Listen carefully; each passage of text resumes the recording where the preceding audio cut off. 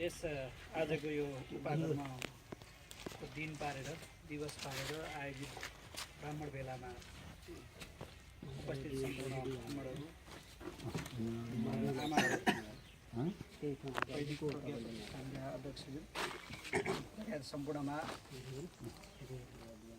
न्यानो अभिवादन गर्न चाहन्छु। जय श्रीमन्नारायण। जति पनि आज धेरै भन्नुपर्ने कुरा त केही रहेन। यो वेदोक्त र हामी शुक्ल यजुर्वेद शाखा अध्यायले पाठन गर्ने जुन वेदहरू चान्द्रमासको हिसाबले आजदेखि उपाकर्म गर्छौँ, चौतकर्षमा यसको अन्त्य गर्छौँ भनेर उहाँले जति वर्णन गर्नुभयो। सूर्यनारायणले चतुर्वेदलाई अथवा त्रयवेदलाई याज्ञवल्क्यलाई दिँदै गर्दाखेरि धेरै मानिसहरूले आफ्ना आफ्ना मतहरू राखेका हामीले पाएका छौँ। उहाँले भने जस्तै 2000 वर्ष अगाडिदेखि चान्द्रमासको हिसाबले वैदिक पाठहरू बन्ने गर्थे। अब अहिले विलिन भएका छन्। यो विलिन भएका पनि होइन, मलाई जहाँसम्म लाग्छ। मैले त्यो धेरै अध्ययन गरेका छैन।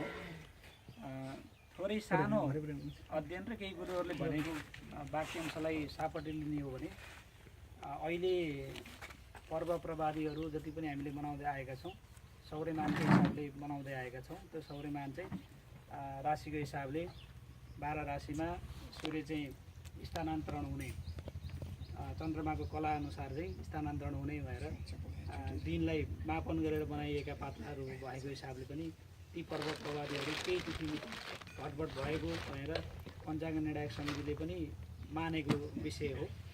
र अहिलेकै 73 सालको पात्रो पनि केही समय ढिला हुन पुगेको पनि पर्व सुधार चाहिँ एउटा समितिले चाहिँ पर्वलाई सुधार गर्ने भएर केही समय लम्बाइएको पनि थियो र बजारमा धेरै हल्ला पनि चलेको थियो। चैत्र 1 गते नै अब वैशाख सङ्क्रान्ति आउने भयो भनेर यस्ता खालका चाहिँ मिडियामा पनि र अन्य क्षेत्रमा पनि बहस नचलेको चाहिँ होइन।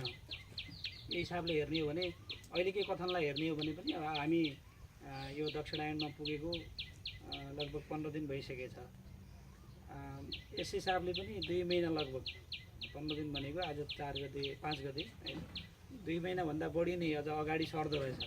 त्यस हिसाबले हेर्ने हो भने अब यो सर्ने कुरा र सार्ने कुरा चाहिँ यो प्रमाणका हिसाबले तिथिमितिहरू चाहिँ संशोधन हुँदै जालान्, दिन मापनहरू चाहिँ हुँदै जालान्।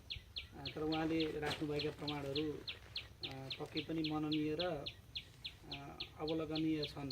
मलाई जहाँसम्म लाग्छ विद्वान गुरुवर्गहरूबाट यो खालको पहल कदमी हुन सक्यो, राज्य स्तरसम्म पुग्न सक्यो भने हाम्रो पञ्चाङ्ग सुधार हुन सक्छ। अब अहिले नै तत्कालै यत्रो 2000 वर्षसम्म परिवर्तन नभएको कुरा हामीले 2-4 वर्षमै यो 6औँ वर्षमा आएछ। 6औँ वर्षमै परिवर्तन हुन नसक्ला, तर सम्भव छैन भन्ने कुरा होइन। हामी यो प्रयत्नलाई अझ बढी बृहत्तर रूपमा अगाडि लैजान सक्यौँ भने ती सुधार हुन सक्छन्। अब त्यसका अरू थुप्रै प्रमाणहरू पनि होलान्।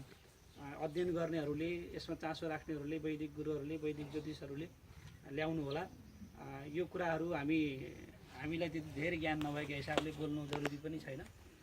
र यस्तै गुरुहरूका वचनहरूलाई यो मिडियाको माध्यमबाट सबै जनजनमा पुर्याउनका लागि यथेष्ट सहयोग चाहिँ गर्ने प्रतिबद्धता व्यक्त गर्दै आज यहाँसम्म बोलाइदिनु भएकोमा आदरणीय गुरु विष्णुप्रसाद द्वाडी लगायत पेशराज द्वाडी सरलाई आभार व्यक्त गर्दै सबै सामिप्यमा हुने मौका पाइयो र गुरुवचन सुन्ने मौका पाइयो। आफै कृतज्ञ रहेको यहाँलाई गराउँदै सबैलाई साधुवाद प्रकट गर्दै बिदा हुन्छु। जय श्रीमन्नारायण।